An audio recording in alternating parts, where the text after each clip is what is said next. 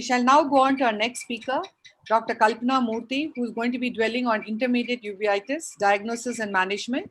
She heads the Department of Uvea and Ocular Inflammations at Prabha Eye Clinic and Research Center and has held prestigious posts at the national level. On to you, Dr. Kalpana. Thank you, Dr. Chitra. At the outset, I would like to thank you and the All India Ophthalmic Society for giving me an opportunity to be a part of this important PG update. Are my slides visible now? So the topic which is given is intermediate uveitis. So when we talk about intermediate uveitis, we are actually referring to inflammation in the region of the ciliary body, the vitreous and the peripheral retina. So it has been coined by several terms in the past, but what we currently follow is that given by the Sun Working Group, and we call it intermediate uveitis for inflammation in this region with a known etiology, and we call it pars planitis for inflammation in this region where the etiology is unknown. So when we look at the epidemiology, it constitutes to less than 1/3 of all cases of uveitis, and it is usually seen between the 3rd to the 4th decade. There is also a hereditary variant which is associated with HLA-DR15 and HLA-A28 positivity. But what is interesting is it constitutes nearly 10 to 20% of all uveitis in children. So a patient with intermediate uveitis can present to you with usually floaters and flashes of light and sometimes diminution of vision. And clinically, what you will be seeing, the hallmarks are vitritis, presence of snowballs, snow banking, a spillover anterior uveitis, retrolental cells and membrane. You can sometimes see cystoid macular edema and cups of peripheral retinal vasculitis. And sometimes on the snow banking, you can even look at neovascularization, and these patients can present to you with vitreous hemorrhage. And you can also see peripheral chorioretinal scars. What is important is an important clinical examination which we should not miss, and that is scleral indentation. And this is necessary to pick up the pars plana exudates. So what causes infectious uveitis? Broadly, we can divide it, into infectious and non-infectious causes. And in the infectious causes, it is important to rule out tuberculosis and syphilis in all cases. And in the non-infectious group, sarcoidosis is quite common. Sometimes early stages of Fuchs heterochromic iridocyclitis can present as intermediate uveitis, and it is not uncommon to see intermediate uveitis in patients with multiple sclerosis and intraocular lymphoma. Ironically, in adults, it is we usually pick up a systemic cause in majority of the cases, but in children, most of the time, it is idiopathic. So this is a patient with tuberculosis, which is biopsy proven, who came with snowballs and peripheral chorioretinal scars. This is an intern who presented with nasal margin disc blurring with a very mild vitritis, but imaging showed vasculitis with vascular leakage. And this was a patient with sarcoid. This is a patient who initially presented with intermediate uveitis and later developed iris pattern typical of Fuchs. This is a patient with multiple sclerosis. Again, if you can see, the disc is pale, and this patient also had demyelinating plaques. This is a patient who was 52-year-old, who was refractory to oral steroids, and vitreous biopsy in this case showed large necrotic lymphoma cells, and MRI also showed lesions in the brain. This is a child who presented with idiopathic pars planitis, and note the imaging showing extensive amount of vascular leakage. So when we see a patient with intermediate uveitis, there are certain investigations which we do. And one of the most important is to document the fundus with a good fundus photography.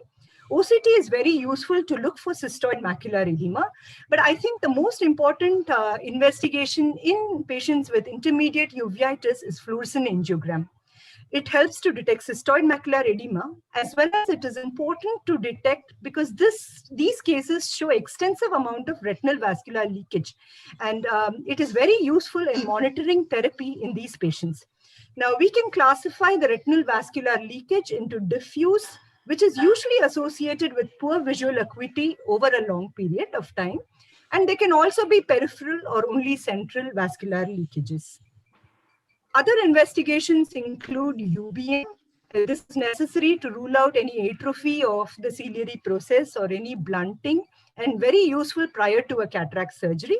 And B scan is also done when there is extensive amount of vitritis to give a view if the retina is okay or not.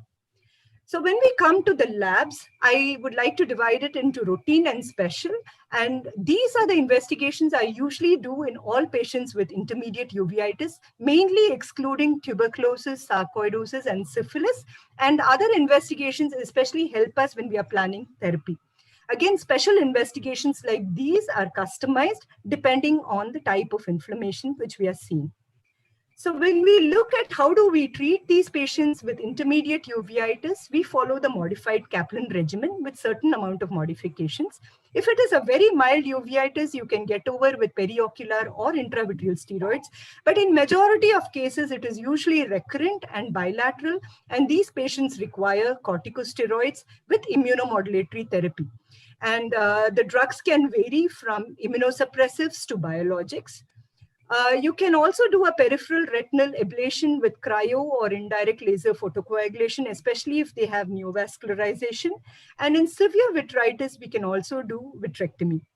One thing which is important is if the patient is a smoker, it is important to ask him to stop smoking because this can cause reduction in the cystoid macular edema. So when we look at periocular injections, the technique which we usually follow is the Smith and Nozick technique, where we inject triamcin alone, superotemporal aspect of the eye. One needs to be aware of all the adverse effects which can occur with a periocular injection. And some of them also follow the Foster's technique, where the steroid is injected intraorbitally. Nowadays, we are moving more and more to implants. And the implants which we regularly use in India is the dexamethasone implant.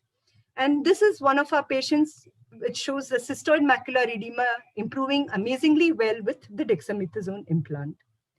So when we look at the immunosuppressives, I generally prefer methotrexate or mycophenolate, and they're very good in both the age groups, the adult and in the children.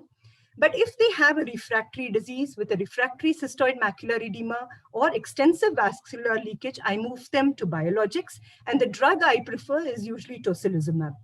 So this is one such child who had 4 injections of dexamethasone implant. And clinically, it appears quiet. But when you do the OCT, you still see cystic spaces. This patient was also on oral steroids, azathioprine, and cyclosporin in maximum doses. So, but when you do the fluorescein angiogram, look at the extensive amount of vascular leakage with optic nerve head leakage. And this patient was started on IV tocilizumab, and look at the amazing response to biologics in this particular patient, both in the right eye as well as in the left eye. This is a simple management algorithm which is available in this journal for benefit of postgraduates, which will help in the management of intermediate uveitis. In addition to the inflammation, one needs to follow up these patients for sequelae as well, such as the epiretinal membrane. And sometimes these can develop macular holes. So this is something which we need to watch out for. The snowbanking can scar with resolving inflammation. In addition to these patients can also develop cataract or glaucoma because of the steroid. Generally, the outcome, visual outcome is very good if the inflammation is well controlled. It is also very important to do a UBM prior to cataract surgery to decide on the type of surgery which we will be doing. So to conclude, intermediate uveitis in adults, the majority of the time we are able to find a systemic cause, while in children it is often idiopathic. And by the time they present to you, they are already in the chronic form. They are more aggressive and associated with a worse visual outcome. There is definite role for investigations, especially fluorescein angiogram, in monitoring the therapy in these cases. And the treatment can vary from steroids to immunosuppressives and nowadays biologics. What is important is these patients need to be followed up regularly for both recurrences as well as the sequelae. With this, thank you very much, and I would like to take any questions. Thank you very much. Dr. Srinivas, the talk was really good. Can I make a comment? Yes. Yes, Dr. Ratna. Actually, as Kalpana told, it is very important in children because it carries poor prognosis in many of the children. And even after inflammatory control, the drug should not be stopped immediately. It has to be continued for at least 2 years so that the band keratopathy will not develop and macular involvement will not develop. In children, it is a very, very big challenge. Till they are 18 years old, we have to keep them under close monitoring. When would you resort to doing cryo and laser ablation, and when would you resort to do a surgery in past intermediate uveitis?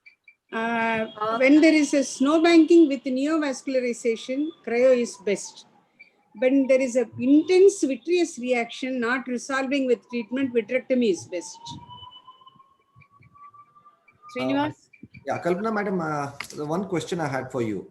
In case of chronic intermediate uveitis, non-infectious uveitis, after giving a good dose of oral steroids, when do you consider patients switching it, either the immunosuppressants or the biologics, or in certain cases, when would you, like these cases are good for Dex implants only and no need for immunologics or the biologics? Usually this condition is usually bilateral. Initially they can start off unilateral and then they can go in for bilaterality. Majority of the cases, if you have excluded tuberculosis, require immunosuppressives, especially if it's bilateral, because there's definitely something which is triggering the inflammation. So if they are under control with steroids, with basic immunosuppressives, we just continue that. But if there is extensive vascular leakage or recurrent cystoid macular edema, then we switch them to biologics. And which is your favorite choice for biologics? In intermediate uveitis, especially, at least with extensive amount of vascular leakage, in my practice, adalimumab hasn't really worked. So usually nowadays I switch them directly to tocilizumab. Okay. And what's the role of Dex implants in cases of these non-infectious recurrent uveitis? So if it is associated with cystoid macular edema, of course, they do very well, because many of these immunosuppressants act a little late. They take around 3 to 4 months to literally start working. So the dexamethasone implant can serve as a stopgap if there's a lot of vitritis. But the problem with this is the minute the effect goes, it comes back. And then the cystoid macular edema becomes literally refractory over time. So in these cases, it's better to start them on immunosuppression much earlier. Before we end, one last personal question I have, madam. It might be useful for the postgraduates as well. When you do a day-to-day, when you put the patients on the immunosuppressants or the biologics, do you do it on yourself, looking at all the blood parameters, or usually you consult a rheumatologist or the immunologist when you want to change a little bit of increase or decrease of dosage?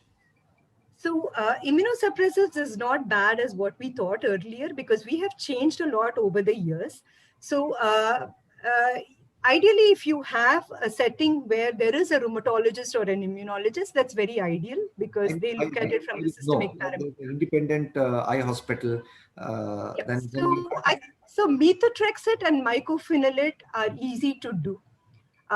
Many times we ourselves go ahead starting the medications, but it is very important to keep them on the right dosage for the adequate period of time. So it is generally a thing that they take off the immunosuppressant after 3 months or change immunosuppressants after 3 months. The issue is these immunosuppressants work very slow. They take about 3 to 4 months to work. So it is important for us to keep these medications for a long period of time to really know. It takes at least 6 to 8 months, 6 months at least, for the effect to settle. So this is very important when we are starting immunosuppressives. Of course, biologics is totally different because many of the patients who require biologics are children. So I usually give biologics along with a pediatric rheumatologist, at least in the initial setting. But tocilizumab requires hospital admission because it is intravenous. At least the ones which are available with us are intravenous. So definitely you need somebody to monitor their systemic parameters as well. But adalimumab is given, the first dose is done in a hospital setting, but after that the subcutaneous doses we do it in an eye hospital also. But the initial one is important to be given in a hospitalized setup. Thank you. Thank you. Yes, Vishwas sir wanted to say. Yes, Dr. Vishwas. Please unmute yourself, sir. Important aspect of intermediate uveitis and practical points is the counseling. It's not a one-time disease. It's only 10% of the cases has got one episode. So it's like HLA-B27 positive antibodies that got multiple recurrences, and it can be chronic. And for several years, it can go on. So this is one of the important aspects. And then you can see the vitritis in elderly people, intermediate uveitis in elderly people over 50 or 60 years of age. First thing you should keep in mind that you are not missing vitreoretinal lymphoma or intraocular lymphoma. It's not responding, go ahead with the vitreoretinal consultant or go ahead with the vitreous biopsy to rule out intraocular lymphoma, which can be not only lethal to body also, like a systemic complications. I think in addition to what Dr. Biswas said, Fuchs uveitis, we have somehow believed that Fuchs uveitis is anterior. It is mostly intermediate form where you have vitritis, inflammation, and you have n number of patients with Fuchs uveitis being treated on immunosuppression. So recognition of phenotype is very important. And sometimes even retinitis pigmentosa, many of these dystrophies and degenerations would have some amount of vitreous degenerative cells. So that does not always mean intermediate uveitis. Vishali madam hit the point. Actually, a fellow sitting beside me was asking, Kalpana madam has included Fuchs uveitis in intermediate uveitis, sir. How is it possible? I think you answered that question very well, which will help most of the people. Whenever in doubt, get a fluorescein done. Fuchs does not show CME anytime. It does not show. What it shows is a disc hyperfluorescence, which you don't always see in other forms. That is because Fuchs causes a kind of a tractional papillopathy. So you would invariably see a funny kind of disc hyperfluorescence, no edema, but no cystoid macular edema. For me, that works as a practical point besides the anterior segment findings. And they usually don't have vascular leakage. They don't have vascular leakage. Whereas intermediate usually Absolutely. has. Thank you, Dr. Kalpana.